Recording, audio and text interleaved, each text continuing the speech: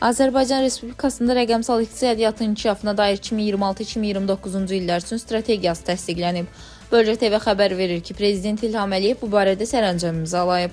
Sərəncama əsasən Azərbaycan Respublikasının Nazirlər Kabineti strategiyada nəzərdə tutulmuş tədbirlərin əlaqələndirilməsini və icrasına nəzarət həyata keçirməli, strategiyada nəzərdə tutulmuş tədbirlərin icrası barədə ildə bir dəfə Azərbaycan Respublikasının Prezidentinə məlumat verilməli, icrası davam etməkdə olan konsepsiya, strategiya, dövlət proqramı, milli fəaliyyət planı və bu kimi digər sənədlərin strategiya ilə əlaqələndirilməsi istiqamətində zəruri tədbirlər görülməli. Bu sərəncamdan irəli gələn digər məsələləri həll etməlidir. Strategiyada nəzərdə tutulmuş tədbirlərin icrasının monitorinqini və qiymətləndirilməsini Azərbaycan Respublikası Nazirlər Kabinetinin sifarişi əsasında iqtisadi islahatların təhlili və kommunikasiya mərkəzi tərəfindən həyata keçirilməli.